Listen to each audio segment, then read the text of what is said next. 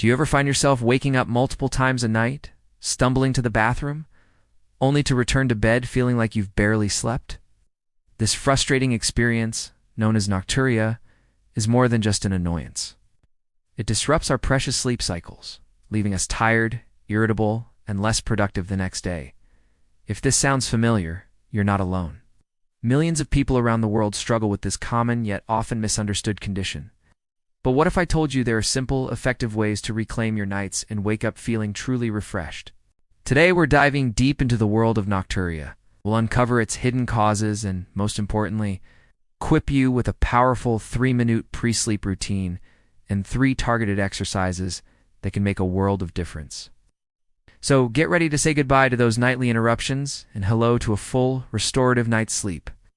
Let's start by understanding what's really happening in our bodies. Nocturia is technically defined as the need to wake up 1 or more times during the night to urinate.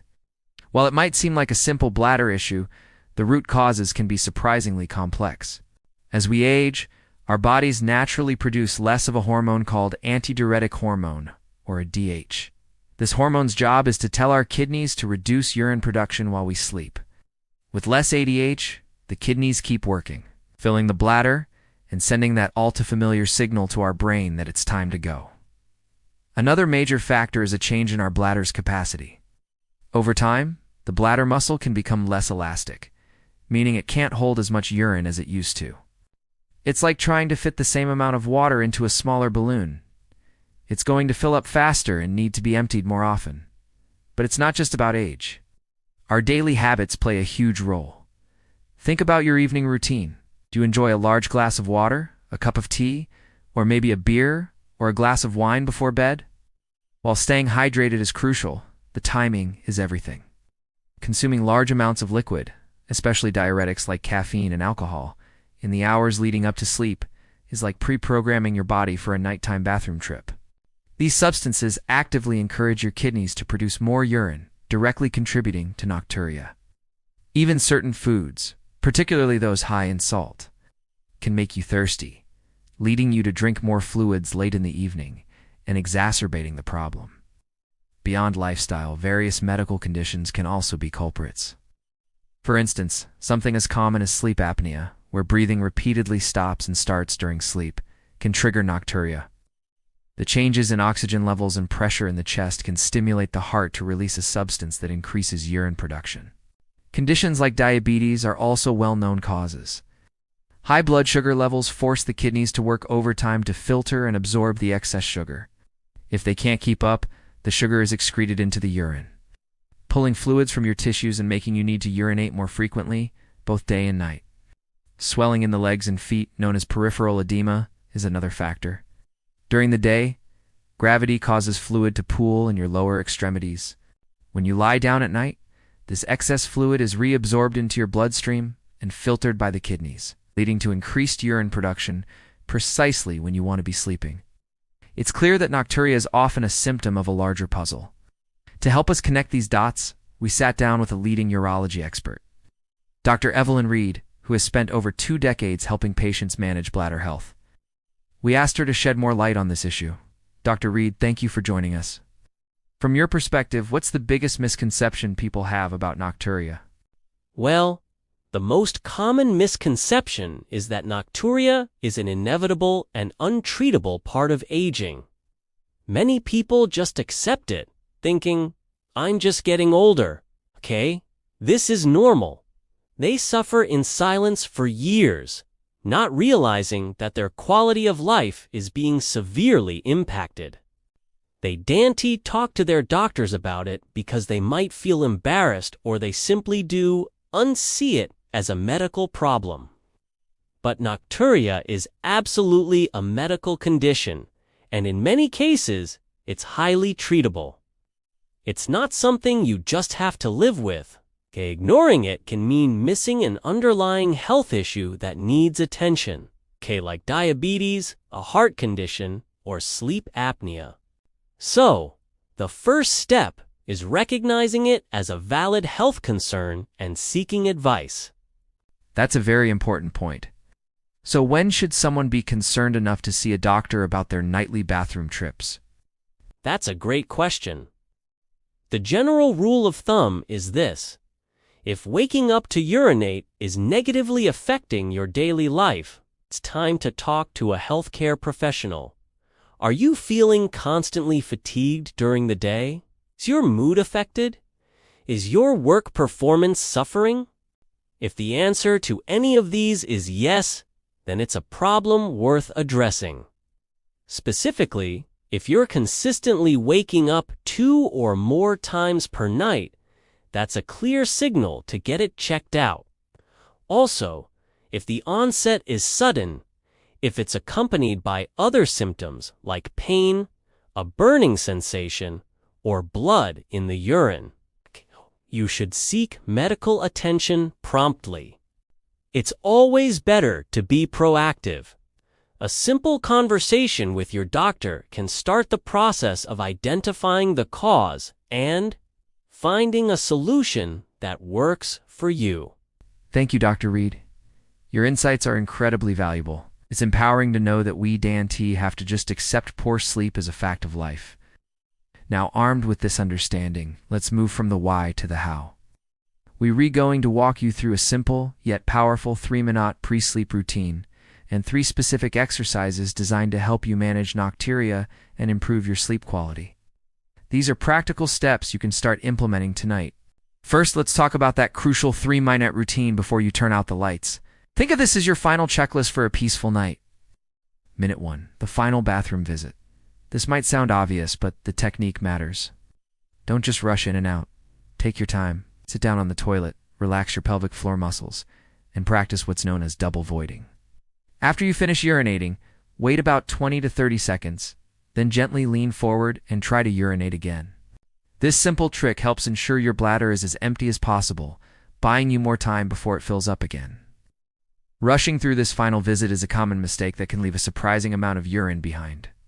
So slow down, relax, and make this last trip count. Minute 2. Elevate your legs. Remember what we learned about fluid pooling in the legs? This step directly counteracts that. For 1 full minute, lie on your back, either on the floor or on your bed, and prop your legs up against a wall. If that's uncomfortable, simply placing a few pillows under your feet and calves to elevate them above the level of your heart works just as well. This uses gravity to your advantage, encouraging the fluid that has accumulated in your legs during the day to re-enter your circulation. Your kidneys can then process this fluid before you fall into a deep sleep rather than in the middle of the night. It's a passive but highly effective way to manage your body's fluid dynamics. Minute 3. Calming diaphragmatic breathing. The final minute is about shifting your nervous system from a state of stress to a state of rest. Lie comfortably on your back with your knees bent.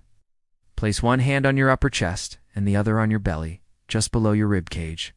Breathe in slowly through your nose, allowing your belly to rise as your diaphragm contracts. Your chest should remain relatively still. Then, exhale slowly through your mouth, feeling your belly fall. This deep, diaphragmatic breathing activates the parasympathetic nervous system, which is responsible for the rest and digest response. It helps lower your heart rate, relax your muscles, and calm your mind, making it easier to fall asleep and stay asleep. Just 1 minute of this focused breathing can make a significant difference. So there you have it, a simple 3-minute, 3-step routine.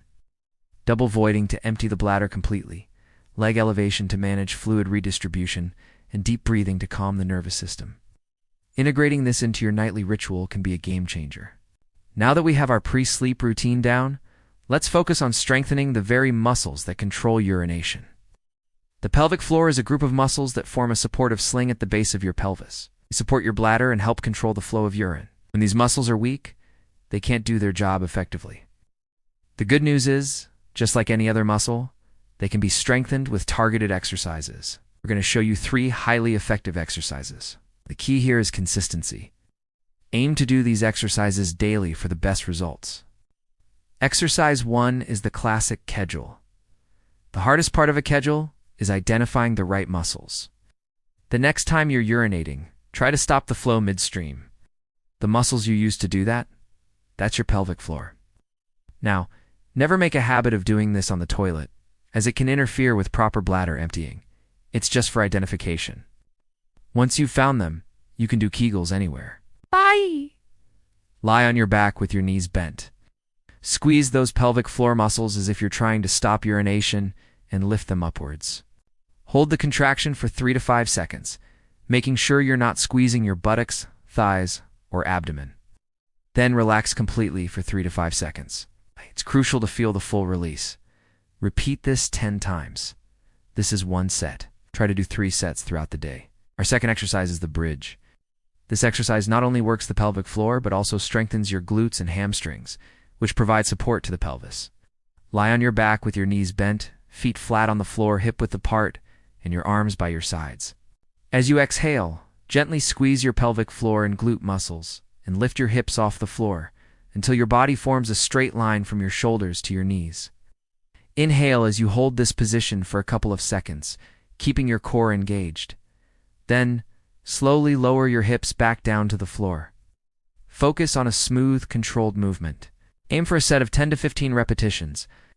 This is a fantastic compound exercise that provides both stability and strength. The third and final exercise is the wall squat.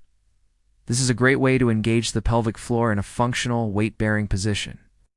Stand with your back against a wall, with your feet about shoulder width apart and a foot or two away from the wall. Slowly slide your back down the wall until your thighs are parallel to the floor, as if you're sitting in a chair. Make sure your knees are directly above your ankles. Now engage your pelvic floor muscles, that same lifting and squeezing sensation from the kegels. Hold the squat and the pelvic floor contraction for 5 to 10 seconds. Then, slowly slide back up the wall to the starting position. Rest for a few seconds and repeat 5 to 10 times. This exercise builds endurance in your pelvic floor and the larger muscles that support it. Combining these 3 exercises schedules for isolation, bridges for stability, and wall squats for functional endurance creates a comprehensive program for strengthening your pelvic floor. Remember, consistency is more important than intensity. A little bit every day will yield far better results than one long session once a week. We've covered a lot of ground today, from the complex causes of nocturia to a practical pre-sleep routine and targeted exercises. It's important to remember that reclaiming your sleep is a journey, not an overnight fix. Be patient with yourself and celebrate the small victories. Maybe you go from waking up 3 times a night to only twice. That's progress. The key is to take control. Start by adjusting your evening fluid intake. Implement the 3-minute pre-sleep routine tonight, and begin incorporating the pelvic floor exercises into your daily life. And remember Dr. Reed's advice. If your symptoms are persistent or concerning, please don't hesitate to speak with a healthcare professional. They can help rule out any underlying conditions and create a personalized treatment plan for you. Your sleep is one of the fundamental pillars of your health and well-being. It's not a luxury, it's a necessity. By taking these proactive steps, you are investing in better energy, a better mood, and a better quality of life. You deserve to sleep soundly through the night and wake up feeling ready to take on the day.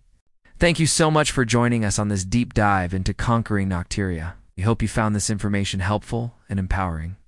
If you did, please give this video a thumbs up and consider subscribing for more content dedicated to helping you live a healthier, happier life.